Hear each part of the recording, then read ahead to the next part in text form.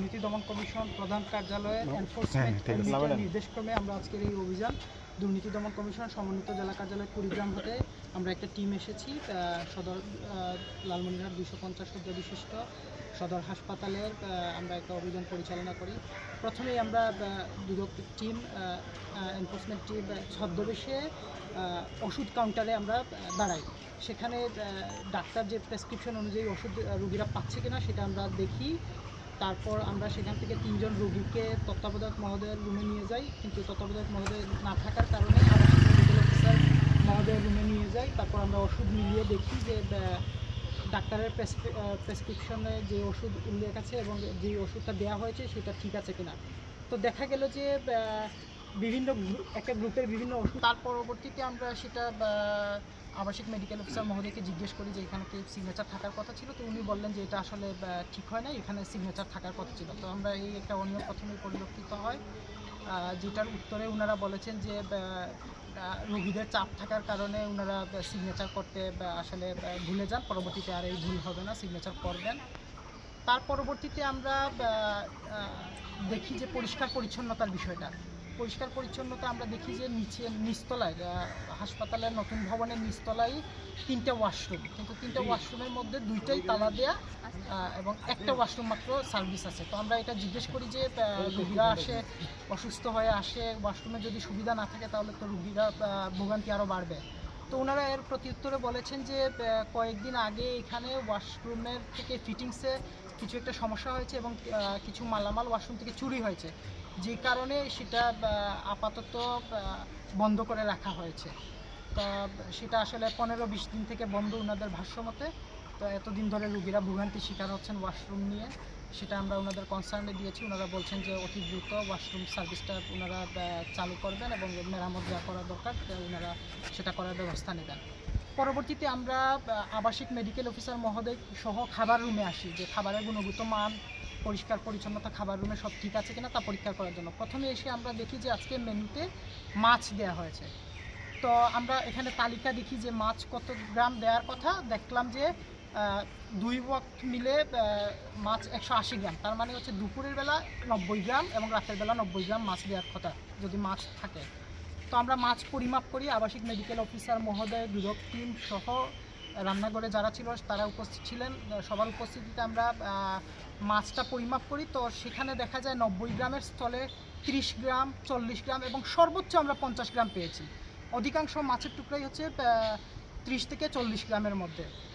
তো আমরা সেটা নিয়ে তত্ত্বাবধায়ক মহোদয়কে জিজ্ঞেস করেছি। উনি বলেছেন যে উনি যখনই এটা হয়েছে উনি ব্যবস্থা নিয়েছেন, এবারও ব্যবস্থা নেবেন, ঠিকাদারকে উনি সতর্ক করবেন এবং আনুষঙ্গিক যা ব্যবস্থা খাবারের মান উন্নয়নে যা ব্যবস্থা গ্রহণ করার দরকার তা উনি গ্রহণ করবেন। এবং আরেকটা বিষয়, আমরা যখন এনফোর্সমেন্ট অভিযান পরিচালনা করছিলাম ঠিক সেই মুহূর্তেই একজন আমাদের সাথে তত্ত্বাবধায়ক মহোদয় ছিলেন, তখনই একজন এসে আমাদেরকে অভিযোগ জানায় যে এখানকার যারা ট্রলিম্যান বা সুইপার যারা আছে তারা রোগীদের থেকে টাকা দাবি করে, 150 টাকা 200 টাকা দাবি করে এবং রোগীদের থেকে টাকার জন্য একটা জুলুম চালায়। খুশি হয়ে দেওয়া এক জিনিস ওনারা বলছে, আর জুলুম করে নেওয়া আরেক জিনিস। ওনারা প্রায় অত্যাচার করেই ওদের কাছ থেকে, হ্যাঁ, যতবার আসে ততবারই তাদের কাছ থেকে টাকা নেয়। এই হচ্ছে অনিয়ম। তো তত্ত্বাবধায়ক মহোদয়কে আমরা এই বিষয়ে বলেছি যে যারা কর্মচারী আছে তারা এরকম যদি তারা করে তাহলে সেটা কি প্রতিকার সেটা। তো উনি বলেছেন উনি ব্যবস্থা নেবেন এবং এই ব্যাপারে উনি ইতিমধ্যে বেশ কয়েকবার কর্মচারীদের সাথে মিটিং করেছেন এবং পরবর্তী আবার শীঘ্রই মিটিং করবেন এবং ব্যবস্থা নেবেন। আর আরেকটা বিষয়, আমরা যখন ওষুধ কাউন্টারে গিয়েছি আবাসিক মেডিকেল অফিসার মহোদয় সহ, তখন আমরা দেখতে পেলাম যে ওষুধের যে তালিকা, কি কি ওষুধ অ্যাভেলেবেল আছে, যেটা বাইরে মানে উন্মুক্ত স্থানে রাখা উচিত ছিল, রোগীরা দেখবে সেটা। তো সেটা দেখলাম আমরা দরজার চিপায় একটা জায়গায় রাখা, যেখানে রোগীর পক্ষে বা কারো পক্ষেই দেখা সম্ভব না, এমন একটা জায়গায় সেটা রাখা ছিল। তো আমরা পরবর্তীতে দুদক টিম আমরা সেটা উন্মুক্ত স্থানে এসে স্থাপন করি, ওনাদেরকে বলি স্থাপন করতে, ওনারা উন্মুক্ত স্থানে আমাদের সামনেই স্থাপন করেছে এবং বলছে যে এখন থেকে উন্মুক্ত স্থানেই সেটা থাকবে। এটা কিছু একটা ওনারা বললো যে টেকনিক্যাল কারণে ওখানে রাখছে, যেটা একটা সমস্যা হয়েছিল, দেয়ালে লাগানোই ছিল, সমস্যা হয়েছিল, ফলে এখানে রাখছে। তো আমরা এসে দেখেছি যে ওখানেই রাখা। এখন অবশ্য আমাদের উপস্থিতিতে এটা ঠিক জায়গায় স্থাপন করা হয়েছে এবং ওখানে দুই একটা ওষুধ অ্যাভেলেবল চিহ্ন দেয়া, কিন্তু আসলে ওইগুলা ওষুধগুলো ছিল না। তো আমরা বলছি যে ঠিকভাবে এটা তালিকাটা প্রস্তুত করে রাখার জন্য। এবং সামগ্রিক অভিযানের বিষয়ে আমরা তত্ত্বাবধায়ক মহোদয়ের কাছে বিভিন্ন ধরনের রেকর্ডপত্র চেয়েছি, উনি শীঘ্রই রেকর্ডপত্র দিবে। তো ওনাদের আমরা যে অভিযান করলাম সেই অভিযানের বিষয়ে রেকর্ডপত্রের আলোকে এবং আমরা যে আজকে যে খাবারের মাপযোগ করলাম বা বিভিন্ন জিনিস সচক্ষে দেখলাম সব কিছুর আলোকে এবং ওনার কাছ থেকে সরবরাহকৃত রেকর্ডপত্রের আলোকে বিস্তারিত প্রতিবেদন আমরা দুর্নীতি দমন কমিশন প্রধান কার্যালয় বরাবর শীঘ্রই পেশ করব। ধন্যবাদ আপনাদের। কারা কারা আছেন আজকে?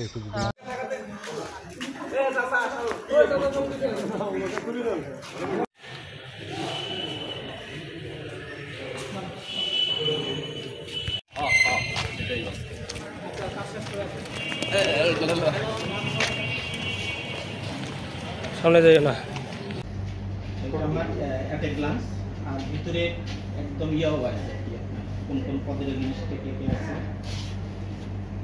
যেমন বিশেষ করে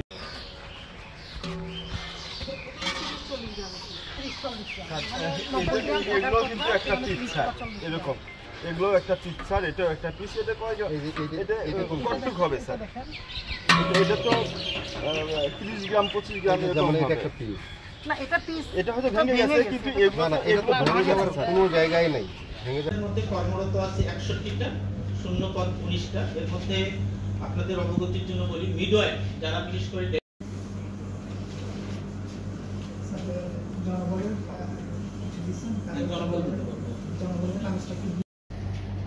আমার একটা গ্লান্স আর ভিতরে একদম ইয়াও আছে কোন কোন পদের জিনিস থেকে কে আছে যেমন বিশেষ করে